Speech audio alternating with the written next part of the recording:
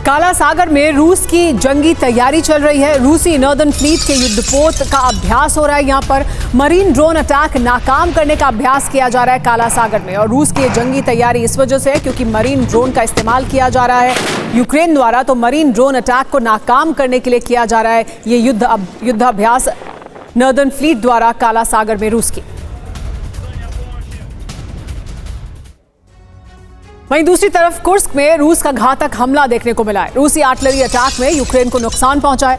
रूसी हमले में कुछ विदेशी सैनिक ढेर हो गए हैं। अमेरिका, ऑस्ट्रेलिया और ब्रिटेन के भाड़े के सैनिक यहां पर ढेर कर दिए गए। रूस द्वारा इसकी जानकारी दी जा रही है। ये कुर्स्क में जो रूस द्वारा बड़ा हमला किया गया उसके बाद इस तरह की जानकारी निकलकर सामने आ रही है जिसमें विदेशी सैनिक भी इस हमले में शिकार हुए हैं। अमेरिका, ऑस्ट्रेलिया और ब्रिटेन के भाड़े के सैनिक ढेर हो गए हैं।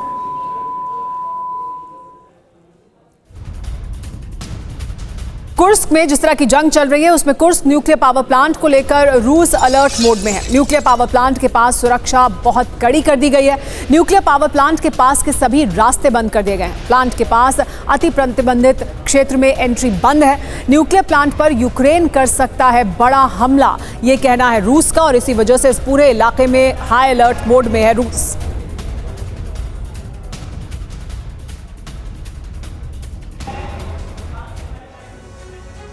Kursk nuclear power plant, Ukraine करेगा क्या इस पर अटैक?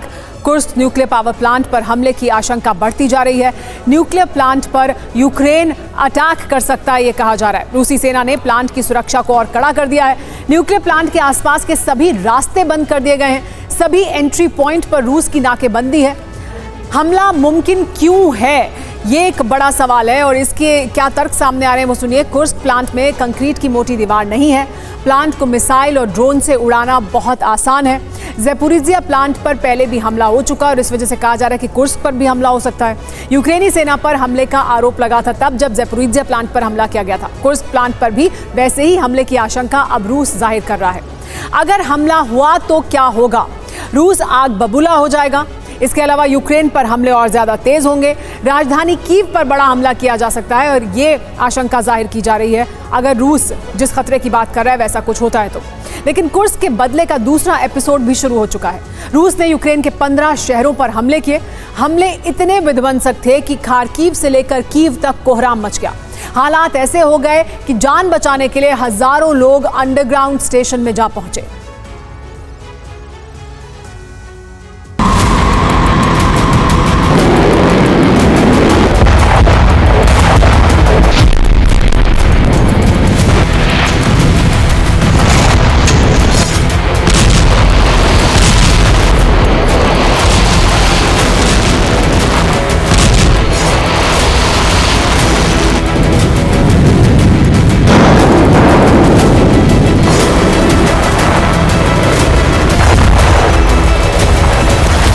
ज़ेलेंस्की को अंदाजा भी नहीं होगा कि पुतिन कुर्स्क का इतना विध्वंसक बदला लेंगे।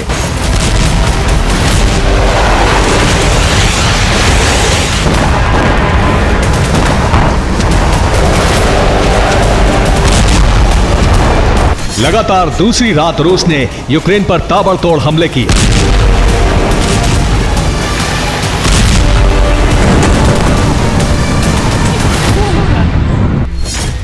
चौबीस घंटे में 81 शाहिद ड्रोन से हमले किए गए। 10 मिसाइलें दागी गईं। इसके अलावा मेग और सुखोई ने बम बरसाए।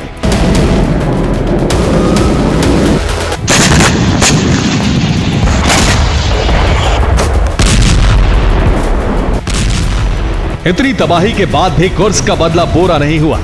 रूस यूक्रेन का संपूर्ण विनाश करने पर आमादा है।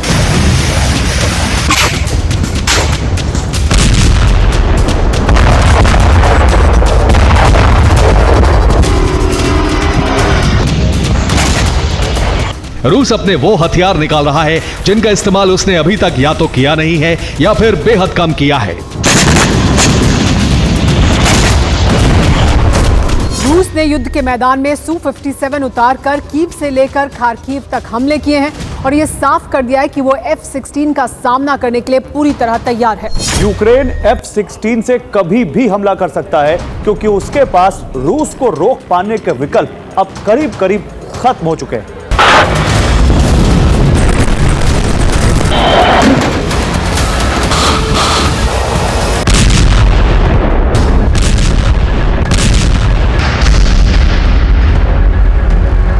जबकि रूस के पास यूक्रेन को तबाह करने के लिए कई विकल्प मौजूद हैं, जिनका इस्तेमाल वो लगातार कर रहा है।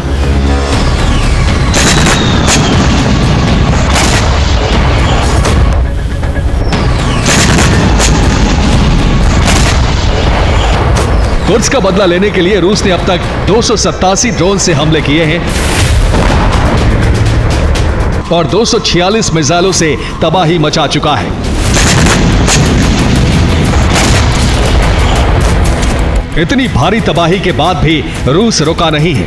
उसने ज्यादा नुकसान पहुंचाने के लिए मिसाइलों को बेहद घातक बना लिया है। रूस ने कैलिबर मिसाइल में क्लस्टर बॉम्ब फिट किए हैं, जिससे से ज्यादा विध्वंस किया जा सके। रूस के टारगेट पर अब यूक्रेन का एनर्जी सेक्टर है, जिसे तबाह करके वो यूक्रेन को अंधेरे में डुबो देना चाहता है।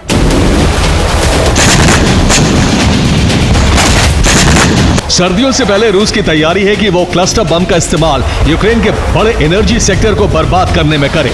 इसलिए क्लस्टर बम से हमले भी ऊर्जा ठिकानों पर शुरू हो गए हैं। यूक्रेन पर रूस ने इतनी तबाही मचाई है कि कई शहरों से लोग तेजी से भाग रहे हैं या बंकरों में छुप रहे हैं। इन तस्वीरों को देखिए, ये कीव के अंडरग्राउंड रेलवे स्टेशन की हैं, जहां 26 अगस्त से 52,000 से ज्यादा लोग जान बचाने के लिए छिपे हुए हैं। इनमें 4,500 बच्चे हैं। यानी अब रूस खार्कीव से लेकर कीव तक संपूर्ण विनाश का इरादा कर चुका है।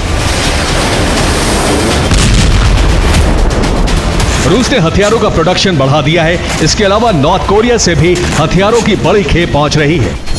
यूक्रेन की तबाही का एक जखीरा कुछ दिन पहले ही मॉस्को पहुंचा है। दावा किया जा रहा है कि 13,000 कंटेनर हथियार प्योंगयांग से मॉस्को पहुंच चुके हैं, जिनका इस्तेमाल यूक्रेन के अलग अलग शहरों पर हमले के लिए किया जा रहा है। यानी किम ने वादे के मुताबिक पुतिन को हथियार भेजे। अब पुतिन की बारी है, जिसमें वो अमेरिका को पीले सागर फ्रंट पर फंसा सके।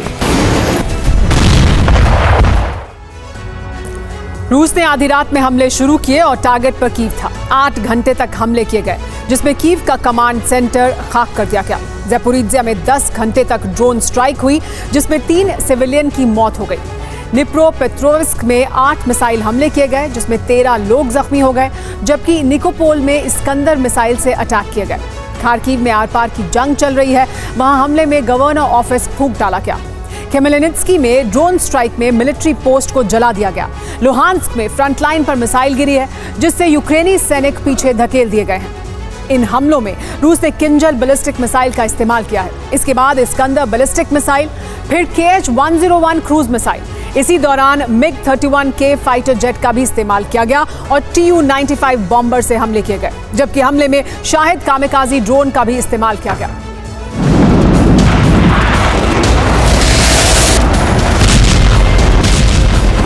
रूस के हमलों से कितना खौफ है, वो इन बच्चों के चेहरे से झलक रहा है। अपने घरों को छोड़कर जान बचाने के लिए पूरा का पूरा परिवार इस तरह जिंदगी गुजार रहा है। लेकिन इन्हें डर है, रूसी सैनिक यहां भी कभी भी पहुंच सकते हैं। इसलिए अब ये कीव छोड़कर जाने वाले हैं। कीव से लेकर खार्कीव तक यही हाल है। हालांकि ज़ेलेंस्की अभी भी जिद पर अड़े हैं। वो अभी भी रूस की तबाही का ख्वाब देख रहे हैं। अब ज़ेलेंस्की ने कीव समेत कई दूसरे इलाकों की सुरक्षा के लिए F-16 तैनात कर दिए हैं। रूस का दावा है कि 27 अगस्त को पहली बार F-16 जेट से यूक्रेन ने रूस की मिसाइलें इंटरसेप्ट की।